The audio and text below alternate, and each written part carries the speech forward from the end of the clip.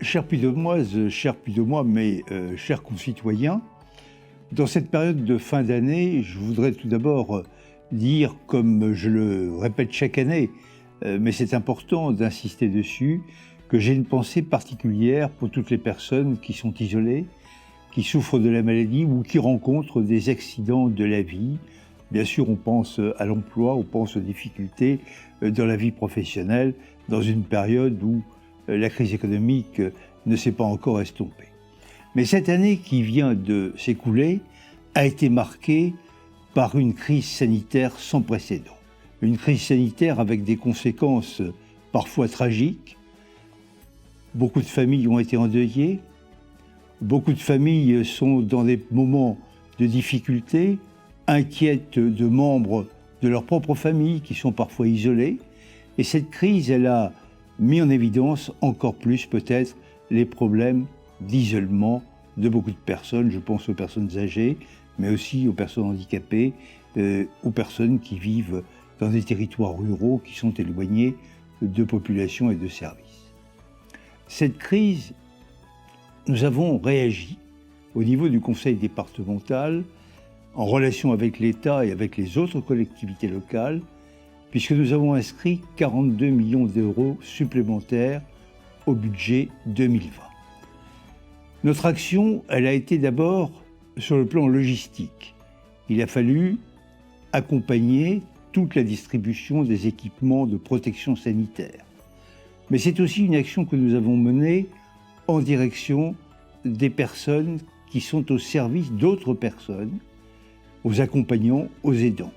Et je pense aussi à toutes ces personnes du monde hospitalier, du monde sanitaire, qui ont dû faire preuve d'une mobilisation exceptionnelle pendant toute cette période. Réagir face à la crise, c'est mettre des moyens, c'est se mobiliser, c'est travailler ensemble.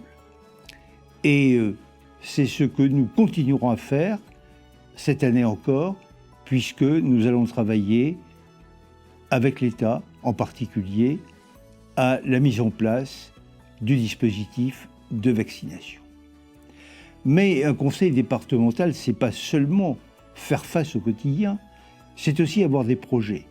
Il faut savoir se projeter dans l'avenir. Et nous avons continué à travailler sur des grands dossiers. Je pense aux défis climatiques, c'est une urgence. Le budget écologique citoyen a été une réussite avec plus de 40 000 participants. Et nous devons aller plus loin en ayant une feuille de route pour justement relever ce défi écologique et assurer la transition écologique. Les grands projets, c'est aussi l'ouverture sur le monde. Nous l'avons réussi avec l'inscription au patrimoine mondial de l'UNESCO de la chaîne des Puys et de la faille de Limagne. Nous allons plus loin avec le projet de cité scolaire internationale que nous allons mener avec l'éducation nationale, mais aussi avec la région Auvergne-Rhône-Alpes. C'est aussi, bien sûr, continuer à accompagner les territoires dans leurs projets. Quand je dis les territoires, ce sont les communes, ce sont les structures intercommunales qui ont des projets. Parce que tout territoire qui n'a pas de projet est un territoire sans avenir. Et il faut donc poursuivre ces projets, les amplifier parfois. 2021 sera aussi une année électorale. Élections régionales, élections départementales. Les périodes électorales sont souvent des périodes un peu plus tendues, où la passion l'emporte sur la raison. Je souhaite que cette campagne électorale, qui se déroulera dans quelques mois vraisemblablement, se déroule dans la sérénité et que les citoyens puissent véritablement choisir, en toute connaissance de cause, celles et ceux qui les représenteront au département. Les conseillers départementaux, nous sommes 62 dans le département du Puy-de-Dôme, ont un rôle essentiel. Ce sont eux qui doivent mener le quotidien de notre département au service des habitants du Puy-de-Dôme, mais ce sont eux aussi qui doivent alimenter, propulser les projets que j'évoquais tout à l'heure. Alors je voudrais, pour terminer, vous passer 3 messages. D'abord, un message de vigilance. La crise est là, elle s'atténue, mais elle n'est pas terminée.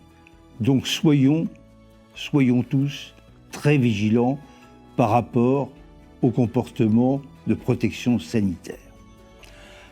Un message de vigilance aussi, mais à un autre niveau, qui est une vigilance que nous devons avoir au quotidien vis-à-vis des attaques qui sont portées contre la République. Cette année a été encore une année de violence avec des attentats. Il y a parfois des violences dans la rue, nous l'avons vu encore récemment. Je crois qu'il est important que nous soyons extrêmement vigilants parce que toute attaque à ce niveau-là, toute entrave des libertés, c'est une entrave à la République. Enfin, un message de solidarité. Lorsque j'ai été élu président du département, il y a maintenant presque 17 ans, je me suis donné comme ligne de conduite la solidarité. La solidarité entre les personnes, parce que le département s'occupe des personnes de leur naissance à leur fin de vie.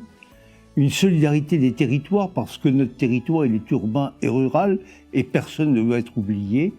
Et une solidarité des générations, c'est-à-dire le développement durable, la pensée que nous devons avoir et l'action que nous devons avoir pour les générations futures.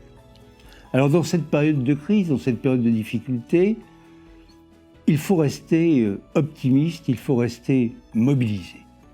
Mais cet optimisme et cette mobilisation, elles sont sous-tendues par des projets, comme je l'évoquais tout à l'heure, et elles doivent être sous-tendues par le rassemblement. Sachons nous rassembler sur l'essentiel, sachons ensemble nous battre pour préparer l'avenir. C'est aussi cela que vous attendez toutes et tous. Alors que cette année 2021 soit une année de solidarité, de rassemblement et de fraternité. Une fraternité qui n'est pas qu'une déclaration. La fraternité, elle doit être vécue. Bonne année à toutes et à tous.